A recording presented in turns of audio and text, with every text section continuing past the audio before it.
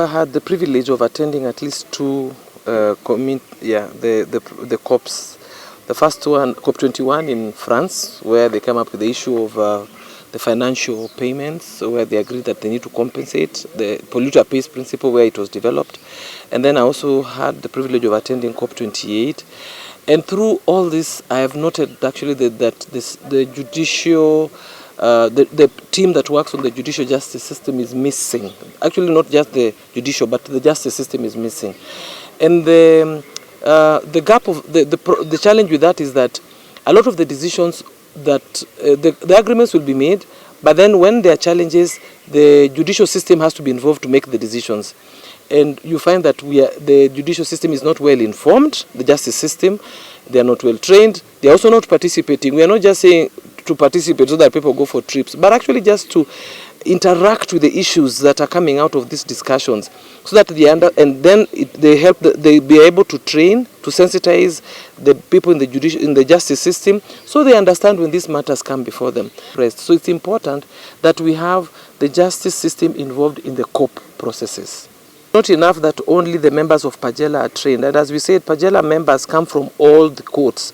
So if we focus only on Pagela members, most of us are mainly from the Environment and Land Court and the Labor Court.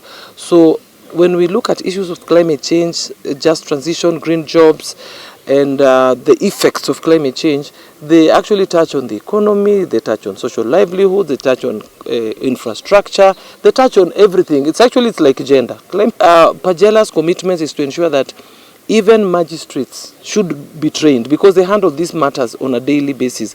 When we talk about the conflict, human-wildlife conflict, at the Environment and Land Court we don't handle that because we are civil court, but they handle it at the criminal level. So I think it's critical that from this training, and we already noted that we are making a commitment to begin to source for partners to help us roll out that kind of training and sensitization for other people who would be interested, who are within the justice system. Climate change is a global issue that is affecting each and everyone, and it is cascading to the communities. We find that communities have become aware of their rights, and they have become aware of what affects them and how it happens. So currently we are finding many cases that are being filed in our courts on issues of climate change, environmental pollution, and the repercussions or the impacts of climate change. Trainings are very important because they are equipping us with the knowledge that we can apply when we are writing our judgments. We also encourage people to do alternative justice resolution, and most of the judges, when they see such cases, sometimes they say that the best way to deal with such issues is through alternative justice systems. This particular training is a request from Pagela, from the judges, being a need that there was that urge to understand more of these concepts. You've heard judges talk about just transition, green jobs, concepts within the climate justice, climate change, and how this is also shaping or reorganizing the world of work. And so as the International Labour Organization and also Forum Civ, this project funded by the Swedish government through Swedish International Development Agency, we have a component under the Public-Private Development Partnership that is targeting to work with the community in terms of how within the tourism sector and also the fodder under the agriculture sector, we can start jobs, we can create jobs for young people, women, and the ecosystem, the entire ecosystem touches on matters to do with land, touches matters to do with the environment and the climate change. We'll be working with actors and the policymakers.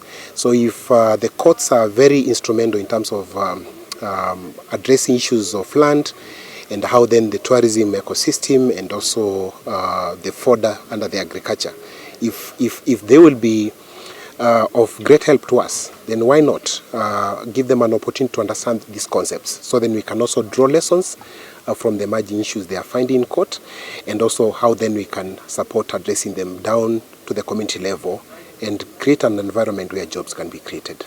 From the trainings, I think now we have come to understand the intersection between climate change and employment and labor matters. And I think judges are employing whatever knowledge they have gotten from the past few trainings that we have had on how climate change impacts on social livelihoods. And yeah, you can see the knowledge garnered in the judgments that we do, and we look forward to having trainings more often. And as I can say, it should not be limited to members of the association. It should go down to the magistracy so that we capacity build them on how to handle matters, climate change, and the social livelihoods. And by so doing, then community shall get justice. Some of the dynamic issues that we can navigate through. Kenya is about to develop its fourth generation decent Wakandi program. How they will infuse the upcoming issues or the emerging issues. Some issues to do with Narok. The tourism sector that we are intervening and creating jobs, supporting the sector to create jobs. The issue about, so they told me to proceed, but if we have any other upcoming activities, then we need to plan Judge Mogeni mapema, so then they can even travel physically.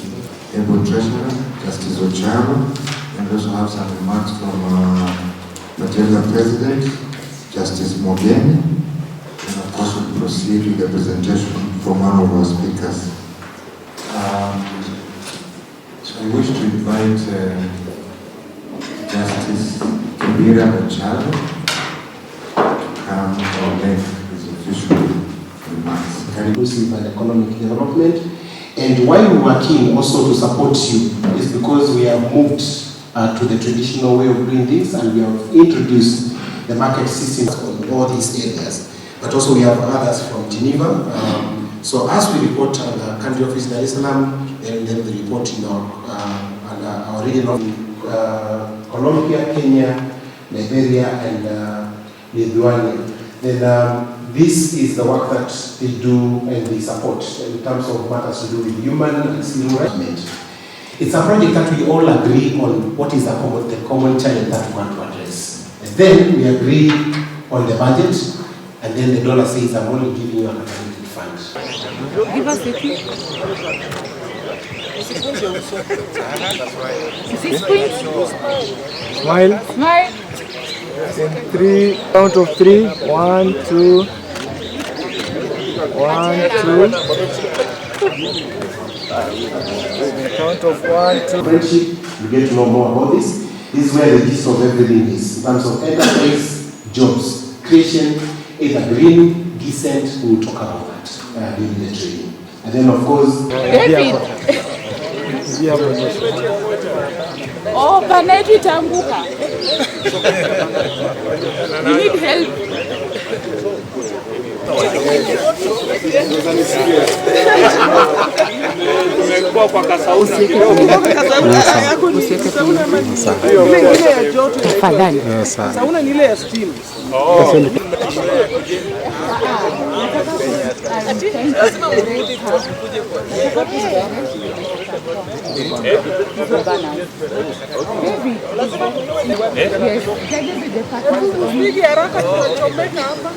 Aya, sawa.